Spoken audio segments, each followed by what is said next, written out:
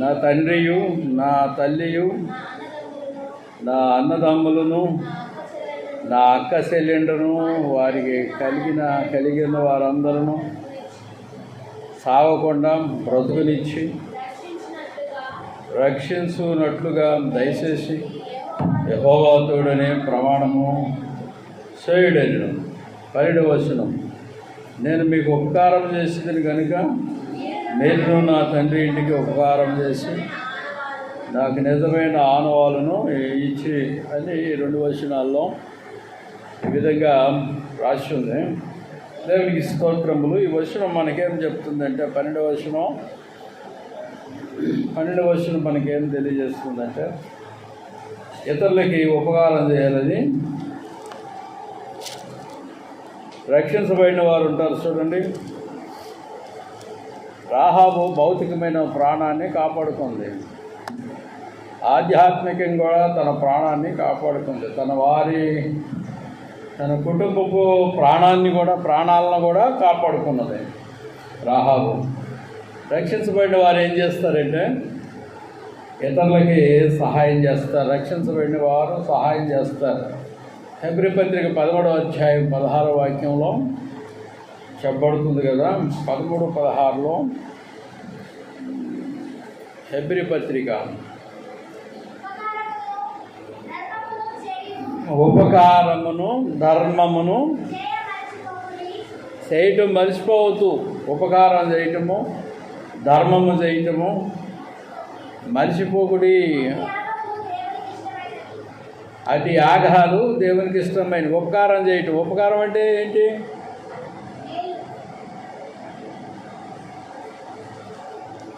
మేలు చేయటము, అప్పు ఇవ్వటం కాదు. పైసలు అనేవి ఫ్రీగా ఇవ్వాలా, అది ఉపకారం అంటే. అన్నము ఫ్రీగా పెట్టాలా, ధనం తీసుకొని కాదు. దాన్ని ఉపకారం అంటారు. ఒట్టికినే ఇవ్వాలా, దాన్ని ఉపకారం అంటారు. దైవ సేవకుడికి దశమాంశాలను కానీ కానుకలను కానీ ఇస్తుంటారు కదా, అది ఒక రకంగా చూస్తే ధర్మం కింద వస్తాయి, మరొక రకంగా చూస్తే ఉపకారం కింద వస్తాయి. ఉపకారము ధర్మము అనే దానికే వస్తాయి ధర్మక్రియలు. వాక్యాన్ని అనుసరించాలని బైబిల్ బోధిస్తుంది. వాక్యమును అనుసరించాలి. దేవునికి స్తోత్రములు. మరొక వాక్యం ఏం చెప్తుందంటే ఈ గలతీ పత్రిక 6వ అధ్యాయము 9-10 వాక్యాలు చెప్తున్నాయి కదా. 9వ వాక్యము 10వ వాక్యం. మనము మేలు చేయుట యందు విసుగక యుందము. మేలు చేయుట యందు విసుగక యుందము. మనము అలయక మేలు చేసితిమేని తగిన కాలమందు పంట కోతుము. 10వ వాక్యం కూడా. కాబట్టి మనకు సమయము దొరికిన కొలది అందరి ఎడలను, విశేషముగా విశ్వాస గృహమునకు చేరిన వారి ఎడలను మేలు చేయుదము అని దేవుని వాక్యం బోధిస్తుంది. దేవునికి స్తోత్రం. హల్లెలూయా, హల్లెలూయా.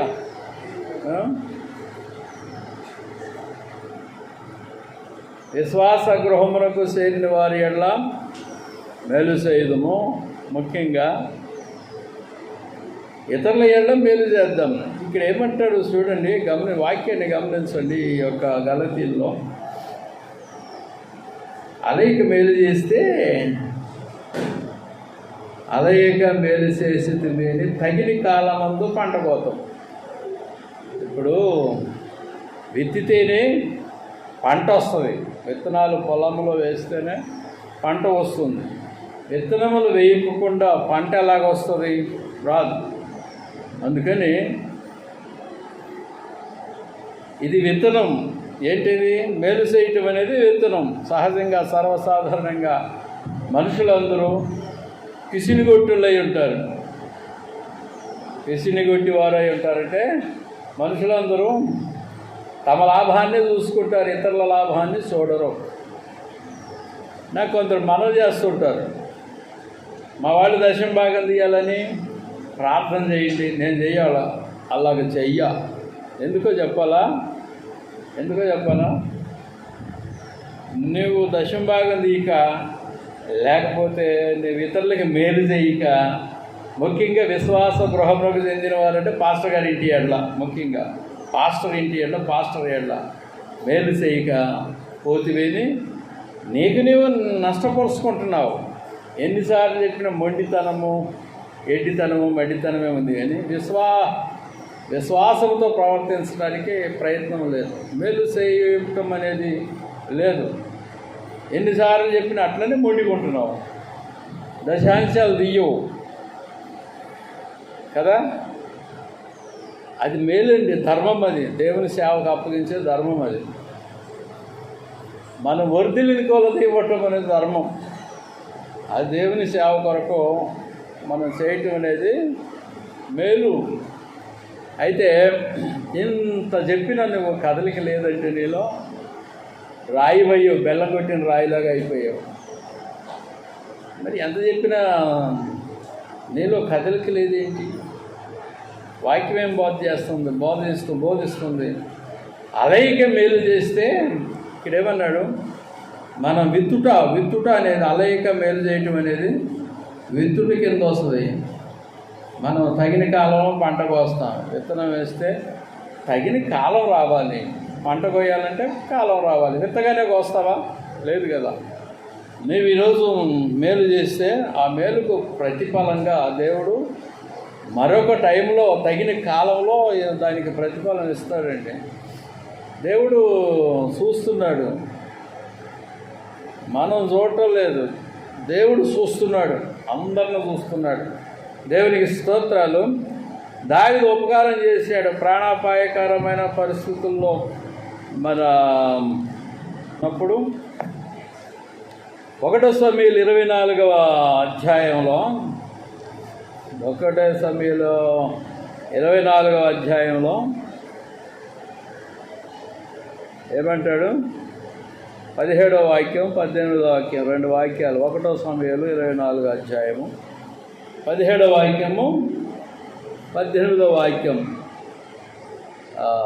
ఇక్కడ చూడు, దావీదుతో ఇట్లా నేను యెహోవా నన్ను నీ చేతికి అప్పగింపగా, నన్ను సంపక విడిచిపెట్టినందుకు ఈ దినమున నీవు నా అపకారమునకు ఉపకారము చేసిన వాడవై నా ఎడల నీకున్న ఉపకార బుద్ధిని వెల్లడి చేసేది గనుక నీవు నాకంటే నీతిపరుడువు అని ఈ 2 వచనాల్లో రాసి ఉంది. చూడండి, డబ్బులు ధనం ఇవ్వటం కంటే ప్రాణాన్ని కాపాడటము, ప్రాణ భిక్ష పెట్టడం అనేది ఉపకారం, గొప్పది. ధనం అనేది ఈరోజు ఇస్తావు, రేపు పొందుకుంటావు. మన ప్రాణం అనేది ఈరోజు ఇచ్చేస్తే, లేకపోతే ప్రాణాన్ని కాపాడితే మళ్ళా ఒకవేళ ప్రాణం పోతే ప్రాణాన్ని ఇవ్వలేదు. ప్రాణం పోతే ప్రాణాన్ని ఇవ్వలేవు. అందుకని ఇది గ్రేటు. ప్రాణం తీయక సౌలుని విడిచిపెట్టినట్టుగా వాక్యంలో రాస్తుంది. ఉపకారం అది. అయితే ఈ పరిచర్య, ఒకటి ఉపకారం, రెండవది ఏంటంటే పరిచర్య. చాలా మంది పరిచర్య అనేది వాక్య పరిచర్య చేయటానికి ముందుకు వస్తారు, కానీ పరిచర్య చేయటానికి ముందుకు రాదు. పరిచర్య ఏంటిది? పరిచర్య అంటే ఏంటిది? కాలేబ్ బ్రదర్ అంటున్నాడు. కాలేబ్ ఒకడు, దానిలో ఒకడు నాతో చెప్తా ఉంటుంటారు. అప్పుడప్పుడు చెప్తుంటారు, అయ్యా గిన్నెలన్నీ రుద్దిము, క్లీన్ చేసిము, అక్కడ పెట్టిము, మా పని అయిపోయింది, ఇక మేము వెళ్తాం అంటారు. గిన్నెలు రుద్దటం అంటే ఏంటి? మీరన్నా గిన్నెలు రుద్దుతారు, నేను అమ్మగారి చీరలు కూడా ఉతుకుతున్నా. ఇప్పుడు నవ్వుకుంటారు మీరు, ఆమె సిగ్గుపడి కదా. నేనే చేతులతో ఉతకట్లా, వాషింగ్ మిషన్లో అయితే అదే కరెక్టే ఉతుకుతుంది. అదొక రకమైన పరిచర్య. ఎందుకంటవా? ఆమెకు ఆరోగ్యం బాగలేదు, ఎవరు చేయాలా? పిల్లలు లేరు, కోడలు ఇక్కడ లేదు, కొడుకులు చేయరు. మరి ఎవరు చేయాలా? అక్కడ బట్టలు వేసిపోతే పోయి 2 చీరలు వేసిపోయి అవి అంటే అంతే మురికి స్టేషన్ మీద చెబుతూ అంటే చెప్పకపోతే ఏం చెప్తావు? నువ్వు ఉతుక్కోలేవు అసలు. నువ్వు మెషిన్ ఉతుకుతే అక్కడ కరెంటు మెషిన్ ఉంది, దాంట్లో పెడేస్తే ఉతుకుతే బయట తీసే చేసేయాలి. ప్రైజ్ ది లార్డ్, హల్లెలూయా. కానీ చేతులతో ఉతకటం బహు కష్టం, కలవదు. అయితే ఇంట్లో గిన్నెలు ఉంటాయి, ఆమె ఉంటే నేను తోమను. ఆమె లేకపోతే అన్నీ గడ్లు పెట్టేస్తాం మొత్తం చుట్టూ, ఎవడు రాకపోవడం, ఎవడు చూడకూడదు. నేను అంటులు రుద్దుతుంది సింకులో. పరిసరి అది. మరి ఎవరు పెడతారు అన్నం నాకు? ఏ లక్ష్మి ప్రజలు అన్నం ఎవరు పెట్టాలా? నిన్న పిల్ల ఉంది ఇక్కడ, నీకు ఎట్టయ్య అన్నం అన్నది. ఆ అమ్మేమో ఇక్కడికి వచ్చింది సుందరబాబు గోదావరి వాళ్ళ అమ్మ, అన్నం తెచ్చిస్తాను అన్నది. అమ్మ వద్దు అన్నం అన్నాను. ఆ అమ్మాయి అన్నది అన్నం తినవా అన్నది. ఇంకొక పిల్ల వచ్చింది, తుంపి పిల్లలు వచ్చి ప్రార్థన చేసుకొని పోవటానికి. ఆ అమ్మాయి అన్నం ఎట్టయ్యా మీ అమ్మగారు లేదు కానీ నేను వండుకుంటానన్నా. గడ్డు పెట్టేసుకుంటే ఎవరిని రాని లోపలికి నేను పరిశీలన చేసుకునేటప్పుడు నేను పరిశీలన చేస్తుండగా ఎవరు నన్ను చూడకూడదు. నాకు కూడా సిగ్గుంటుంది కదా, ఈ ఆడవాళ్ళందరూ ఎవరన్నా వచ్చి చూస్తే రుద్దుకుంటుంటే కదా. ఆ యొక్క కొర్రలన్నం అమ్మ నేను తినేది, కొర్రన్నం తింటున్నాను. ఇలా అడిసి 5 గ్లాసులో సగం పెట్టుకుంటా, సరిపోద్ది నాకు. లేకపోతే షుగర్ పెరిగి కిడ్నీలు ఖరాబ్ అయ్యి తొందరగా ప్రాణం పోతుంది. అందుకని కొద్ది రోజులు ఉందామని ఆలోచనతో ఆ పని చేస్తున్నాను అన్న తిండి. అయితే పరిచర్య అనేది గిన్నెలో రుద్దటం ఒక పరిచర్య, ఓడవటం ఒక పరిచర్య, క్లీనింగ్ అనేది ఒక పరిచర్య. పరిచర్య చెయ్యాలని వాక్యం బోధిస్తుంది. పరిచర్య అంటే నేను వాక్యమే చెబుతా మనగాళ్ళలాగంటే నీకు అసలు ఏం చేత కాదు చెప్పటం. నాకే చేత కట్టలేదు వాక్యం అంటే.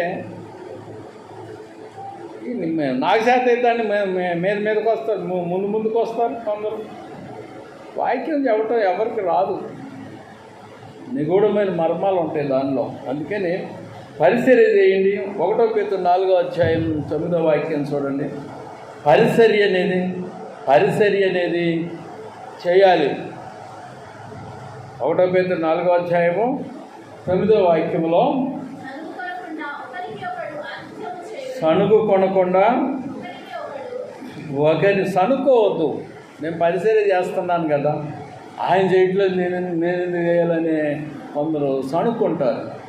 ఎక్కడన్నా ఇస్తరు పడిందనుకో, ఎవరో తిని ఇస్తారు, నువ్వు తీయలేదనుకో, నీకు అంటబడినప్పుడు అక్కడ అశుభ్రం అవుతుంది. ఆ ప్రాంతం అనేది క్లీనింగ్ ఉండదు. అది ఎవరు తినిందైనా తీసివేస్తే అది నీకు ఒక రకంగా నీకు మేలు, తినిన వానికి లాసు. అవును, నిన్ను అక్కడ తిని అక్కడే ఎక్కడ పడితే అక్కడే ఇస్తావేంటి? జనం తిరిగే స్థలంలో మంచిది కాదు. అది పరిచర్య. ప్రైజ్ ది లార్డ్, దేవునికి స్తోత్రములు. నేను బెంజమిన్ దన్నుమని వచ్చి శివుడు పెట్టి నా మంచం కింద ఉడుతుంది. అది పరిచర్య. సిగ్గుపడటం పరిచర్య కాదు. కొందరు సిగ్గుపడి పని చేయరు, పని దొంగలు. ఎప్పుడైతే శివుడు పెట్టిండో ఈయన సేవకు పనికి వస్తారు అనుకుంటాను నేను అనుకుంటాను. నాకు తెలుసు, నేను ఎప్పుడైతే లాట్రిన్లు కడగటం ప్రారంభించానో జగ్గేపేటలో, ఎవరెవరో పెంట కూర్చొని పోయారు, ఎండిపోయింది ఇదంతా. నేను కొత్తగా వచ్చా అక్కడికి. ఒక కర్రకి చీపురు కట్టా, కర్రకి ఒకవైపు నీళ్లు చల్లా, సర్పేసా. నీళ్లు చల్లి సర్పేసి కొద్దిసేపు ఆగి రుద్దటం ప్రారంభించి ఆ పెంట అంతా. ఎవరు కూర్చున్నారో బాత్రూంలో 10 బాత్రూంలు ఉన్నాయి. లాట్రిన్లు బాత్రూంలు 10 20 ఉన్నాయి, పెద్ద మందిరం. నేను చేస్తుంటే నన్ను మెచ్చుకున్నారు పెద్ద దైవజనుడు. మిగతా రెండయ్యా చేద్దామంటే వాళ్ళు రావట్లా, వేరే సేవకులు. సరే నేను చేస్తానని వెళ్ళాను. సనుగు కొనక చెయ్యాలి. సనుగు కొనక పని చేస్తే అది దీవెన. వాళ్ళు చేయట్లేదు, నేను ఎందుకు చేయాలంటే నువ్వు చేయి ముందు, వాళ్ళే వస్తారు ముందుకి. మనం మనుషులం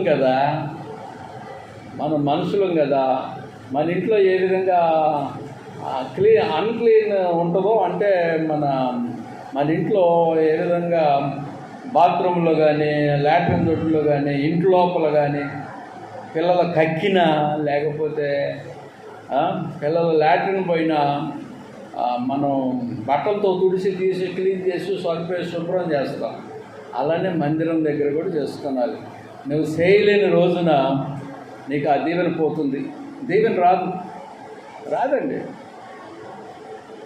అన్నం పెట్టే దగ్గరే ఉంటా నేను. ఒకరోజు ఇజ్రాయెల్ ఏం చేస్తుందో చెప్పాలా? ఆ బాత్రూంలో ఏమో చెత్త చెదారం జాలి దగ్గర ఎంత ఉంది, చేతితో పట్టుకున్నాడు, విసిరి కొడుతున్నాడు. అదేంటి అట్ట పట్టుకున్నావు? అక్కడ బాగలేదు కదా పరిస్థితి.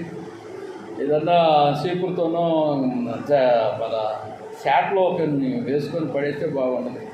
ఏమి కదా ఇక్కడ మన ఇళ్ళల్లో మనం చేయట్లేదు అన్నట్టుగా అన్నాడు ఇజ్రాయెల్. నాకు ఆశ్చర్యం వేసింది ఆ రోజు. పరిసరి అంటే మందిరానికి చేసేది ఒకటి, ప్రజలకు చేసేది ఒకటి. పరిసరి అనేది ఇప్పుడు గ్రామ వర్కర్స్ ఉంటారు. గ్రామ వర్కర్స్ అంటే తెలుస్తుంది కదా, గ్రామాన్ని క్లీన్ చేస్తుంటారు, రోడ్లన్నీ ఊడ్చేస్తాడు. పొద్దున్న జీతాలు పుచ్చుకుంటారు, కానీ వాళ్ళు ఆ పని చెయ్యమో, మాకు మీ జీతాలు వద్దని అంటే ఇంకొకళ్ళు వచ్చేస్తారు. వాళ్ళు కూడా చేయలేదనుకో, గ్రామ పరిస్థితి ఏంటి? అంతా దుమ్ము ధూళి చెత్త చెదారం, ఏడబడితాడ కుక్కలు వస్తాయి వాసన, ఏడబడితాడ గాడిదలు ఏది పెడుతుంది అశుద్ధం చేస్తాయి, అంతా రోత అవుతుంది. పరిసర్య వలన శుభ్రత ఏర్పడుతుంది. స్వచ్ఛత అంటారు. స్వచ్ఛ భారత్ అని పెట్టారు చూడండి, పరిసర్యే. మన మట్టుకు మనం శుభ్రంగా ఉంటే సరిపోదు, దేశం శుభ్రంగా ఉండాలా, లేకపోతే రోగాలు వచ్చి అందరం పోతాం. ఈ మధ్య 12 దేశాలుగా కరోనా కంటే డేంజరస్ వైరస్ బయలుదేరింది. మంకీ పాక్స్ 12 దేశాలకు అంటుకుందంట. కరోనా కంటే భయంకరం అది. మరి మన దేశానికి వస్తుందో రాదో తెలియదు, కానీ ఆన్ ది స్పాట్ డెడ్, చచ్చిపోతారు అన్నట్టు. కనుక జాగ్రత్త వహించాలి, లేకపోతే ప్రాణాలు పోతాయి. నేను విశ్వాసంలే, నేను దేవుని భక్తులే, బలమైన ప్రార్థన చేస్తా కదా, పాక్స్ నాకెందుకు వస్తావంటే కారణం ఏంటంటే దాని లక్షణం అది, అంటుకుంటుంది ఒకళ్ళ నుంచి ఒకళ్ళకి. 6 అడుగులు దూరం ఉండాలి మనిషికి దూరం. అది అశుభ్రత ఎట్లా బయలుదేరిందో ఏమో. అది ఆఫ్రికా ఖండంలో ఉంది ప్రజెంట్, మరి ఏ దేశాలకు వెళ్ళిపోద్దో తెలియదు.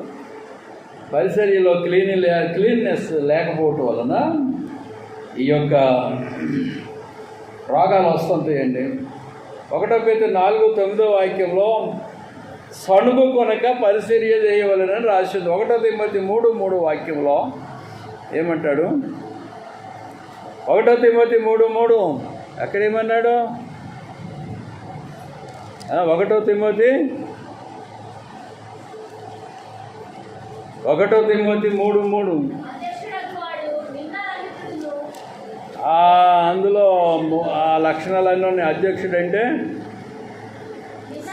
సంఘానికి పెద్ద వ్యక్తి అని, నిందారహితుడును, ఏకపత్ని పురుషుడును, మితానుభవుడును, స్వస్థ బుద్ధి గలవాడును, మర్యాదస్తుడును, అతిథి ప్రియుడును, బోధింపదగిన వాడునై ఉంటాడని. దీంట్లో మధ్య భార్య కొట్టువాడును గాక సాత్వికుడును, జగనమాడన వాడును, ఇవన్నీ లక్షణాలు ఉన్నాయి. దేవునికి స్తోత్రాలు.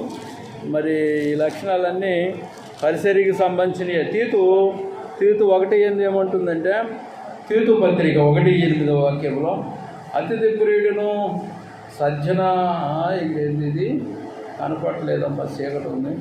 అతిథి ప్రియుడును, తీతు 1:8 వాక్యంలో సజ్జన ప్రియుడును, స్వస్థ బుద్ధి గలవాడును, నీతిమంతుడును, పవిత్రుడును అని రాసి ఉంటుంది ఈ యొక్క పరిచారకుడికి. పాస్టర్ అంటే అర్థం ఏంటి అంటే, పాస్టర్ అంటే కాపరే, సంఘ కాపరే అని సర్వసాధారణంగా ఆలోచిస్తారు. మీ ఇంటికి వస్తుండా పాస్టర్గా వస్తుండా? పాస్టర్ అంటే సర్వసాధారణంగా కాపర్ అండి. కానీ ఒకటి కాపరి చేసే పనుల్లో ప్రధానమైన పని ఏంటంటే పరిచర్య. ప్రైజ్ ది లార్డ్, హల్లెలూయా. వాక్య పరిచర్య కాపరి చేసేది. ఆ కాపరి స్థానానికి వచ్చే వరకు అన్ని పరిచర్యల్లో ఉంటారు వాళ్ళు. కాపరి అనే వ్యక్తి అన్ని పరిచర్యలు చేసి వచ్చి అనుభవం పొంది ఉంటాడు. అనుభవజ్ఞుడు అని ఉంటుంది చూడండి, మితానుభవుడు అని ఉంటుందా. అన్నీ చేసి కాపరి స్థానానికి వస్తాడు ఒక వ్యక్తి. ఈ దినాలలో ఎవ్వరు అయినా సేవకులు వస్తే పరిచర్య చేయకుండా కాపర్లు అవుతున్నారు. పరిచర్య చేయకుండా కాపర్లు అవుతున్నారు. వాళ్ళకు అనుభవం ఉండదు. దేవునికి స్తోత్రాలు. మత్తయి శుభవార్తలో 25వ అధ్యాయంలో 34 నుంచి 40 వచ్చిన వరకు ఉన్నదంతా పరిచర్య. అక్కడ ఆహారం పెట్టడము, వస్త్రాలు ఇవ్వటము, వసతి ఇవ్వటము, ఇవన్నీ రాసి ఉంటాయి చూడండి. అవన్నీ నీ పొరుగువానికి నువ్వు చేస్తే, అంటే నీ బలహీనుడికి చేస్తే, అంటే అవి లేని వానికి చేస్తే వస్త్రాలు, ఇల్లు, వాకిలి, తిండి అవి ఎవరికి లేవో వాళ్ళకి చేస్తే, ముఖ్యంగా విశ్వాస గృహములకు చెందిన వారికి చేస్తే ప్రభువు చేసినట్టని రాసి ఉంటుంది. అది పరిచర్య. ఆహారం పెట్టడం కూడా పరిచర్య, వస్త్రాలు ఇవ్వటం కూడా పరిచర్య, వసతి ఇవ్వటం కూడా పరిచర్య. అవన్నీ చేస్తే నీ యొక్క దీపము దేశమంతా వెలుగుద్ది. అయితే దేవునికి స్తోత్రాలు. ఈమె ఏం చేసిందంటే, ఒకటి తన సొంత వారిని రక్షించుకున్నది, తర్వాత ఇతరులకు సహాయం చేసింది, తర్వాత సొంత వారిని రక్షించింది అన్నట్టు సాక్షిగా ఉంది. ఈ రాహాబు సాక్ష్యము దేశమంతా కనపడుతుంది. నిరీక్షణ కలిగి ఉన్నది. ఈ నిరీక్షణ అనేది మనకు ఉంటుంది. నిరీక్షణ లోకాసువార్త 12వ అధ్యాయం 35, 36, 37 వచనాలు 3 వాక్యాల్లో గమనిస్తే, లోకాసువార్త 12వ అధ్యాయము 12వ అధ్యాయము లోకాసువార్త 12వ అధ్యాయము 35వ వాక్యం. ఈ వాక్యాలు నాకు చీకట ఉంది ఇక్కడ.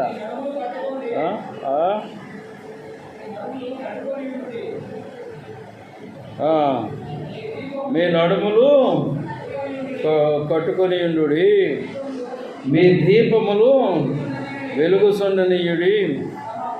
తమ ప్రభు పెండ్లి విందు నుంచి కట్టగానే అతనికి తలుపు తీయుటకు అతడెప్పుడు వచ్చుదో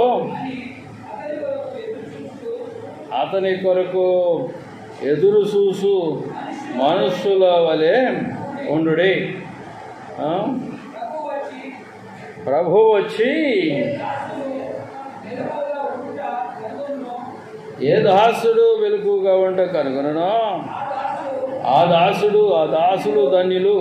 అతడు నడుము కొట్టుకుని వానిని భోజన పంక్తిని కూర్చుండబెట్టి తానే వచ్చి వారికి ఉపచారము చేయురని మీతో నిశ్చయంగా చెప్పుతున్నాను. యేసు ప్రభు స్వయంగా వచ్చి అన్నం పెడతాడట, పంక్తిలో కూర్చోబెట్టి. ప్రభుని పెడతాం, మాకు అన్నం మేమే పెడతాం నీకు అంటారు వీళ్ళు. యేసు ప్రభు స్వయంగా వచ్చి, యజమానుడు వచ్చి ఈ నమ్మకమైన దాసులకి లైన్లో కూర్చోబెట్టి అన్నం పెడతాడు, పంక్తి వడ్డిస్తాడు అన్నట్టు. దేవునికి స్తోత్రములు. అంటే దాని అర్థం ఏంటి చెప్పాలా? ఆయన పరిచర్య చేయటంలో మొదటివాడు, పరిచర్య నేర్పుతాడు ఇట్లా చేయాలని. అది అన్నట్టు ఇక్కడ గజ వణుకుతారు. యేసు ప్రభు వచ్చి పేతురు కాళ్ళు పట్టుకొని కడగబోతే, అయ్యయ్య నా పాదాలు కడగబోకని ఆయన పేతురు బతిలాడు. అయితే నీకు నాలో పాలెక్కడది, నేను నీ పాదాలు గడకపోతే అంటాడు యేసు ప్రభు. అయితే నా దేహం అంతా గడుగు అంటాడు. దేహం అంతా ఎందుకు గడగాలి? బాప్తిసం పొందావు కదా, ఇంకా దేహం అంతా ఎందుకు గడగాలి అనే మాటకి బాప్తిసమే దేహం అంతా గడుగుతా. ఇప్పుడు పాదాలంటే అవి భూమి మీద నడుస్తూ ఉంటాయి, దానికి సూచన. ఆ పాదాలకి నడతలకి అశుభ్రత ఉంటుంది కనుక కడగవలెను అని అన్నట్టుగా భావన అక్కడ. దేవునికి స్తోత్రాలు. కనుక పాదములు కడుగుటకు ఆయన పూనుకొని అంటే పాదాలు కడిగితే సరిపోతుంది. ప్రైజ్ ది లార్డ్, హల్లెలూయా. పాదాలు కడిగితే సరిపోతుంది. దేవునికి స్తోత్రాలు. ఒకటి సాక్షిగా ఉన్నది ఈ యొక్క రాహాబు. అలానే మనము సాక్షిగా ఉండాలి. మనము సొంత వారిని రక్షించుకున్నది. ఉదాహరణ చూడండి, మత్తయి బ్రదర్ వాళ్ళ కుటుంబం అంతా రక్షించబడింది. ఇంకెవరు ఉన్నారు వాళ్ళ ఇంట్లో?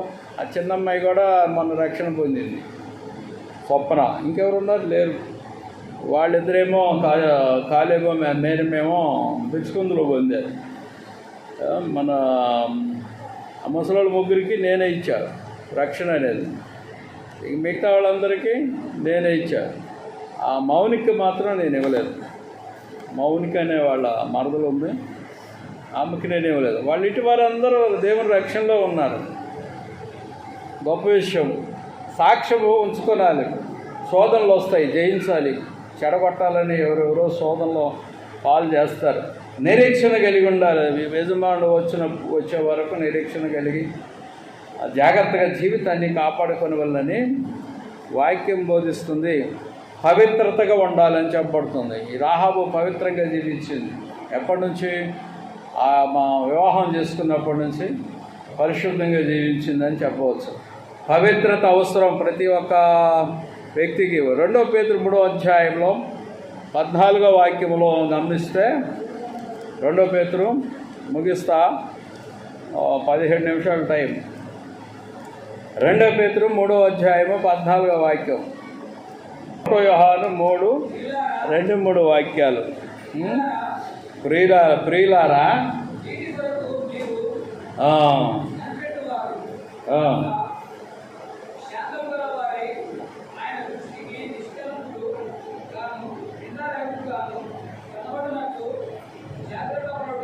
జాగ్రత్త పరుడి,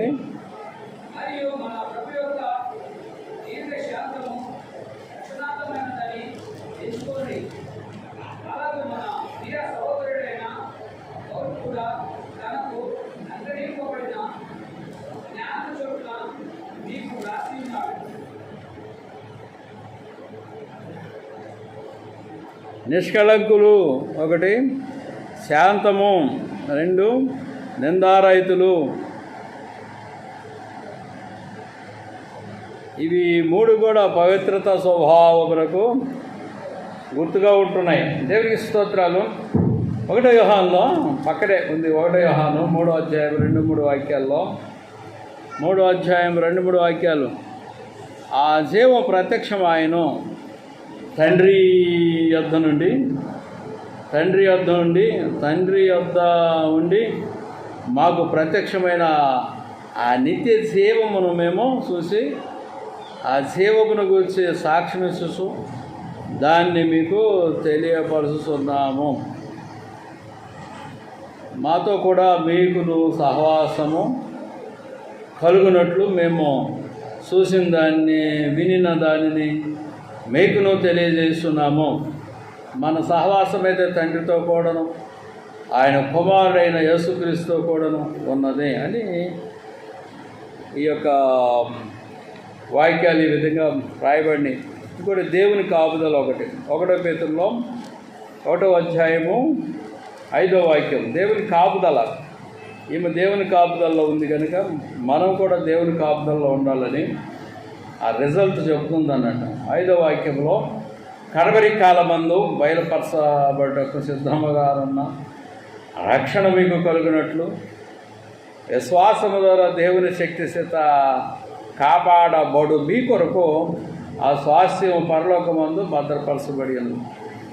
స్వాస్థ్యం ఉంది పరలోకము. పరలోకం అంటే ఒక ప్లానెట్ మీద ఉన్నది అని తెలుస్తుంది. పరలోకం అంటే శూన్యంలో లేదు. భూమి ఎట్టా ప్లానెట్టో, గ్రహమో, అదేవిధంగా ఈ విశ్వాల్లో ఎక్కడో ప్లానెట్ ఉంది. స్వర్గం ఉన్న ప్లానెట్, పరలోకం ఉన్న ప్లానెట్. ఆ ప్లానెట్ మీద ఆయన ఉన్నాడు. మనము కాపాడబడవలెనని చెప్పబడుతుంది. మన రక్షణను కాపాడబడాలి.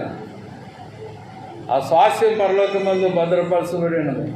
భూమి మీద ఎవరెవరో పరిచర్య చేస్తున్నారో, వాక్య పరిచర్య కానీ వేరే రకములైన పరిచర్యలు కానీ ఎవరెవరు చేస్తున్నారో వారి పరిచర్యలు కానీ అవన్నీ వాళ్ళు ఏమేమి చేస్తున్నారు అవన్నీ పదిలపరచబడినాయి దేవుని యొక్క సన్నిధిలోనే చెప్పబడుతుంది.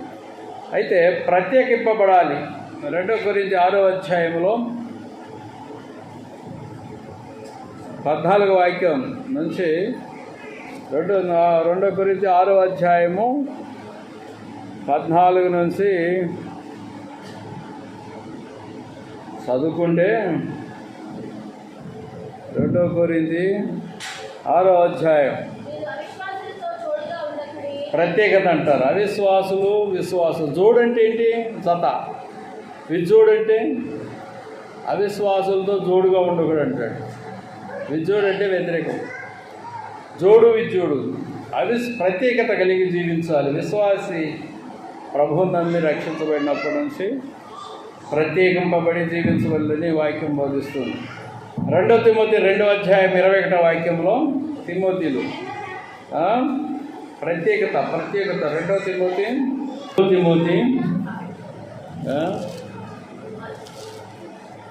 నేను 1 తిమోతి తీశాను. 2 తిమోతి 2వ అధ్యాయము 1వ వాక్యం ఏమంటే 21వ వాక్యం, ఎవడైనానో వీటిలో చేరక తను తాను పవిత్రపరచుకొని ఎడల వాడు పరిశుద్ధపరచబడి యజమానుడు వాడుకొనుటకు అర్హమై ప్రతి సత్కార్యమునకు సిద్ధపరచబడి ఘనత నిమిత్తమైన పాత్ర అయ్యుండును. ఇక్కడ చూడండి, యజమానుడు వాడుకోవటానికి కావలసిన అర్హతను సంపాదించాలి. యజమానుడు వాడుకొనుటకు అర్హతను సంపాదించాలని దేవుని వాక్యం బోధిస్తుంది. Praise the Lord. హల్లెలూయా. అర్హతను సంపాదించుకోవాలి. అర్హత ఎట్లా వస్తుంది? నోరుని కాపాడుకోవాలి. ప్రధానంగా కనుసూపు నీ వల్ల కాదు, అది కంటి చూపు నువ్వు కాపాడుకుంటూ నీ చేత కాని పని. ఎందుకంటే అభ్యంతరాలు రాక తప్పవో. Offences should not come. రాక తప్పవు.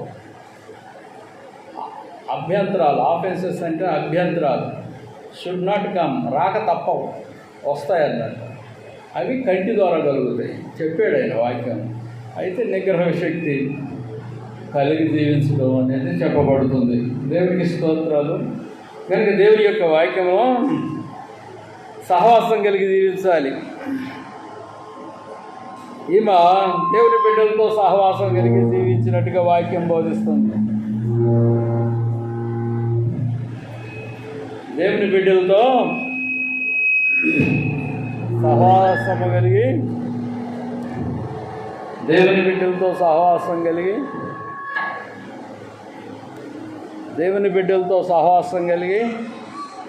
జీవించినట్టుగా వాక్యం బోధిస్తుంది. సామెతల గ్రంథంలో 27:17 వాక్యం ఏమి చెబుతుంది? సామెతల గ్రంథం 27:17 వాక్యం ఏమంటుంది? 27:17 సామెతలో దైవవాక్యము 27:17లో ఇనుము చేత ఇనుము పదునగును,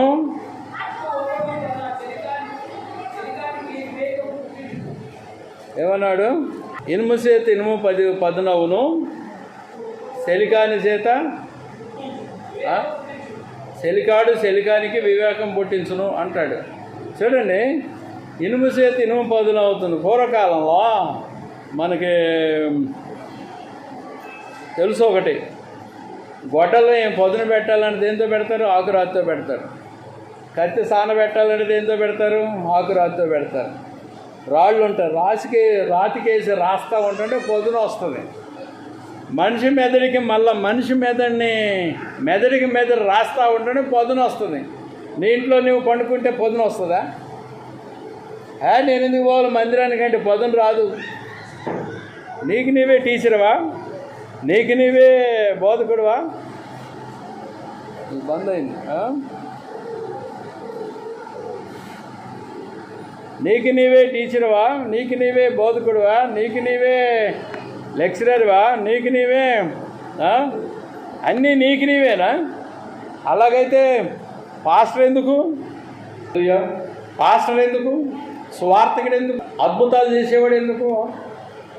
మన రకరకాల పరిచర్యలు కలిగిన వాళ్ళు సేవకులు ఉన్నారు, వాళ్ళు ఎందుకు? మరి నీకు నీవే అన్నీ చేసుకుంటే. అందుకని ఒక స్నేహితుడు మరొక స్నేహితుడికి పొదును పెడతాడు. పొదునంటే హెచ్చరిస్తాడు. హెచ్చరిస్తే చురుకవుతారు, యాక్టివ్ అవుతారు. నేను మందిరానికి రాను, నాకు నేనే ఇంట్లోనే ఉంటా, నాకు అంతా తెలుసు, భక్తి అంతా తెలుసు, వాక్యం తెలుసు, బోధ తెలుసు, నేనే బోధకండి నాకు నేనంటే అది వాక్యం ఒప్పుకోవట్లేదు.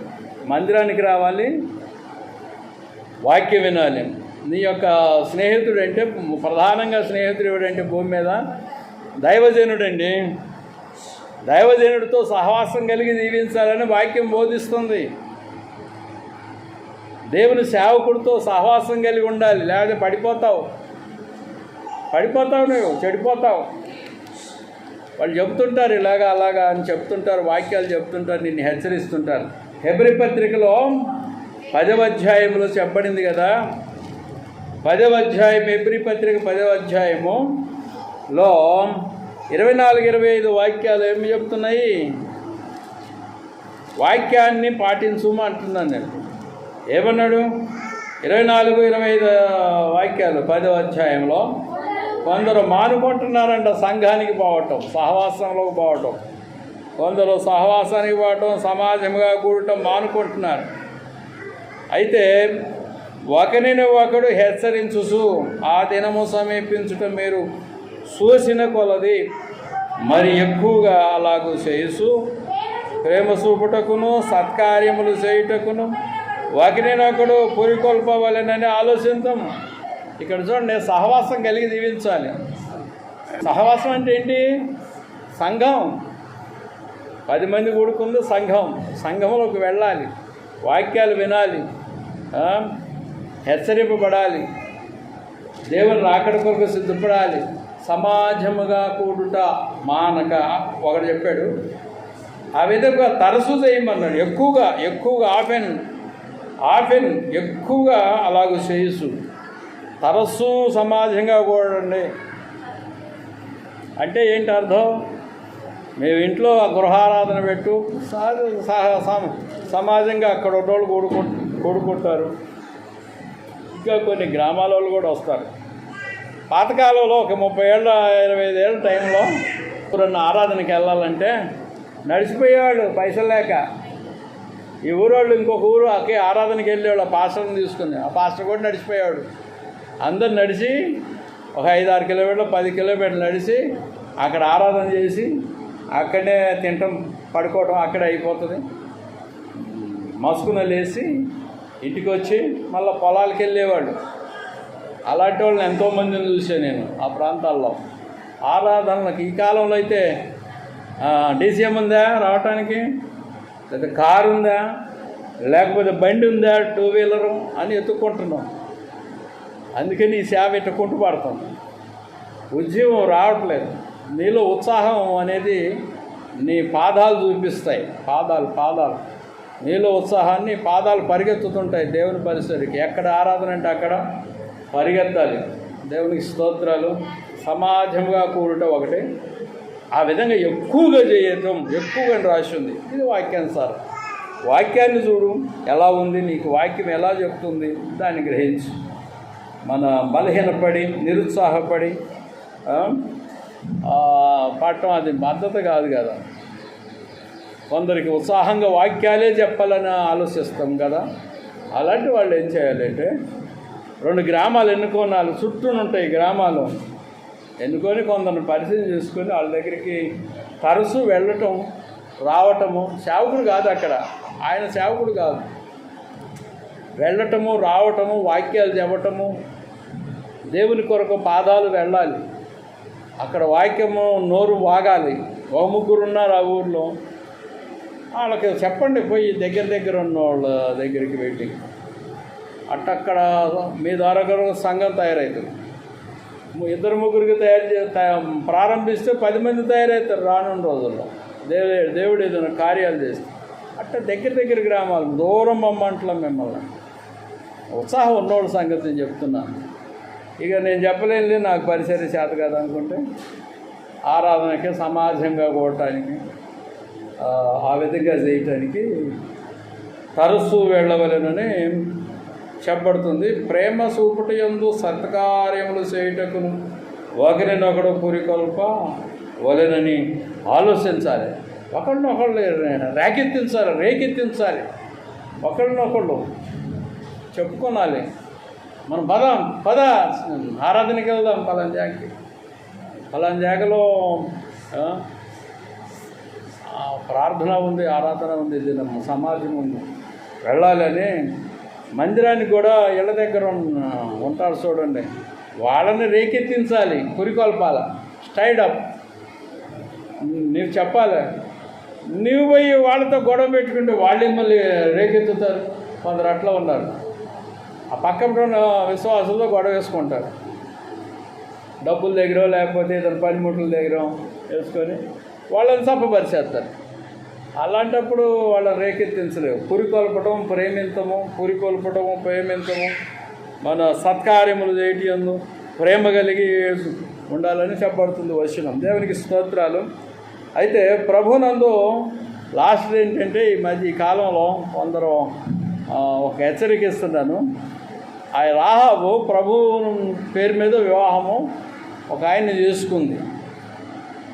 రాహాబు ఆయన పేరు మత్తయి శుభవార్తలో ఉంటుందండి. ఆయన పేరు ఏంటంటే మత్తయి శుభవార్త 1వ అధ్యాయంలోకి వెళ్తే బహుశా అది 5వ వాక్యం అనుకుంటా. ఈ రాహాబు ఎవరిని వివాహం ఆడినట్లుగా రాయబడిందంటే వచనములో చూడండి, సల్మాను రాహాబునందు బోయజును కనెను. సల్మాన్ను వివాహం ఆడింది ఆమె, ప్రభునందు వివాహం ఆడింది. రాహాబు మనకు మాదిరి. రాహాబు ప్రభునందు సల్మాను అనే ఆయన్ని వివాహం చేసుకున్నది. సల్మాన్ అనే ఆయన యూదుడు, ఇజ్రాయేలీయుడు. అయితే నేటి కాలంలో క్రైస్తవ బిడ్డలు ప్రభునందు మాత్రమే వివాహం చేసుకునాలి, అన్యులు వివాహం చేయకూడదు. మన ఎంత పెద్ద గొప్ప విశ్వాసిని, ఎంత పెద్ద భక్తుడును అని చెప్పుకుంటూ ప్రభునందు కాకుండా దయ్యాల దగ్గర బొమ్మల దగ్గర వివాహం చేస్తే అది ఎట్లా అవుతుంది? బాగోదు. ప్రభునందు వివాహం చేసుకున్నది. అయితే ఈ యొక్క వాక్యం ఏం చెబుతుందంటే 1 కొరింథీ 7వ అధ్యాయం 39వ వాక్యము. 1 కొరింథీ 7:39వ వాక్యము ఏం బోధిస్తుంది? 1 కొరింథీ వివాహము ప్రభునందు జరగాలి. స్తోత్రములు. ప్రభునందు మాత్రమే వివాహము జరగాలనేది చెప్పబడుతుంది. 1 కొరింథీ 7వ అధ్యాయం 39వ వాక్యంలో చెప్పబడింది అన్నట్టు. ఫలించుట లాస్ట్ది. ప్రభునందు మాత్రమే వివాహములు జరిగితే అది ఆశీర్వాదము. తర్వాత మన ఫలించుట, రాహాబు ఫలించినది.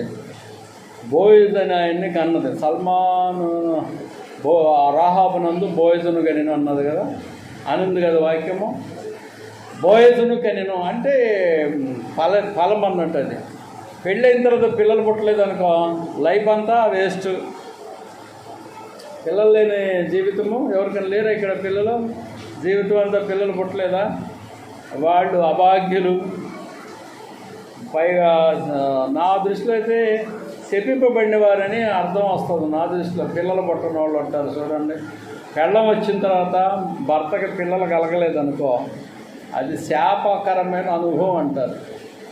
నేను 2 కొరకు ప్రార్థన చేశా. ఒకళ్ళు దావీదు కొరకును, ఒకళ్ళేమో సంజీవ్ కొరకు ప్రార్థన చేశా. ఇబ్రహీంపేట.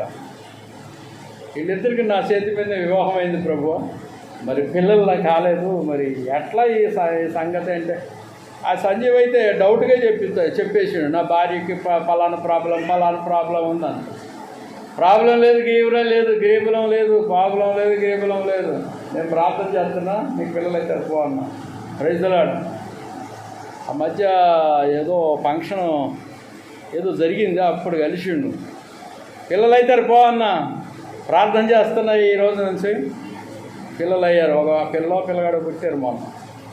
దావీదుకి కూడా మగలాని పెళ్ళి ఒక పాప పుట్టింది. మొత్తానికి పిల్లలు అయ్యారండి. శాపగ్రస్తులు ఎవరు లేడు మా సంఘంలో. పిల్లలు పట్టకపోతే శాపం, అది మోయబడిన గర్భం శాపం. దేవునికి స్తోత్రాలు. ఫలించాలి.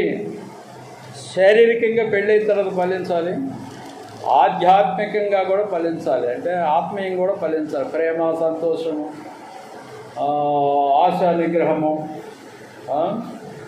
మన సమాధానం, దీర్ఘశాంతము, అవన్నీ ఫలాలు ఆత్మీయంగా ఫలించాలి. ఇది యోహాను శుభవార్తలో ఈ విషయం ఉంటుంది. యోహాను శుభవార్త 15వ అధ్యాయము 5 నుంచి 8వ వాక్యం వరకు చదివితే అందులో రాసి ఉంది. 5 నుంచి 8 వరకు నా యందు నిలిచి ఉన్నవాడు ఫలిస్తాడని. ఫలించడం అంటే అర్థం ఏంటంటే జనములను ఫలించడం. గొర్రెని కంటది, మేకను కంటది. అట్లాగనే విశ్వాసులని కనాలి. అప్పుడు సంఘం పెరుగుద్ది. అర్థం కదా? విశ్వాసుల్ని తయారు చేయాలి. కొత్త వారిని నడిపించాలి దేవుని సన్నిధికి. దేవరం ఒక అమ్మాయిని నడిపించింది. ఆ అమ్మాయి ఈ మధ్య కనపట్లే, ఏడుందో ఏమో. నడిపించింది, చచ్చిపోయింది. ఆ అమ్మ ద్వారాగానే ఆ అమ్మాయి వచ్చింది దేవుని మందిరానికి. అయితే ఈ 18వ వచనంలో ఏమన్నాడంటే, యెహోషువ గ్రంథంలో 2వ అధ్యాయం 18వ వచనంలో, నీవు మమ్మను దించిన ఈ కిటికీకి ఈ ఎర్రని దారమును కట్టి నీ తండ్రిని, నీ తల్లిని, నీ అన్నదమ్ములను, నీ తండ్రి ఇంటి వారిని అందరినీ నీ ఇంట చేర్చుకునము అన్నాడు. అంటే దీని అర్థం ఏంటంటే యేసు యొక్క రక్తాన్ని ద్వారాగా నీ ఇంటి వారందరినీ రక్షణలోకి తీసుకొస్తావు. అంటే ఇక్కడ రాహాబు అనే అమ్మ నీ ఇంటి వారందరినీ ఇంట్లో చేర్చుకో, వారందరూ రక్షణ పొందుతారు, వారందరూ దేవుని నమ్ముకుంటారు, వాళ్ళందరూ ప్రాణాలను కాపాడుతావు అని ఆ యొక్క వేగులు వారు అన్నారు అన్నట్టు. ఎర్రని నూలు ఉంచు దర్వాజకి అన్నాడు. గడపకి ఎర్రని నూలు కట్టాడు. ఆ ఎర్రని నూలు ప్రభువైన యేసు యొక్క రక్తానికి చూసినాను. ప్రభువైన యేసు యొక్క రక్తము నీ ఇంటి వారందరినీ రక్షిస్తుంది. మీ ఇంటి వాళ్ళందరూ రక్షించబడతారు, అందరు దేవుని నమ్ముకుంటారు. అంటే ఇక మన ప్రవర్తన మీద ఆధారపడుతుంది ఈ విషయం. దేవునికి స్తోత్రాలు. దేవుడి వాక్యమును దీవించును గాక. మోకాళ్ళ మీద నుండి ప్రార్థన చేద్దాం.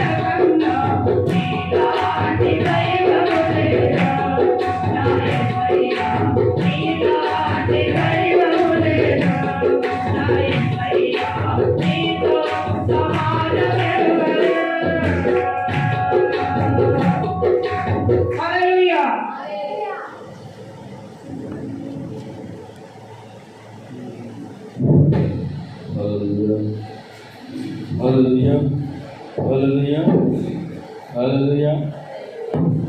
వాక్యం చదువుకుందాం. రిజల్ట్ ఆఫ్ రాహాబు యొక్క ఫలితం. యెహోషువ గ్రంథంలో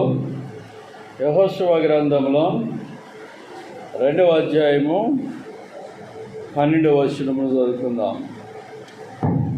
2వ అధ్యాయము 12వ వచనం. నేను మీకు ఉపకారము చేసి తిని కనుక మీరును నా తండ్రి ఇంటికి ఉపకారము చేసి నాకు నిజమైన ఆనవాళ్ళను ఇచ్చి అని ఉంటుంది. 13వ వచనం కూడా, నా తండ్రియు నా తల్లియు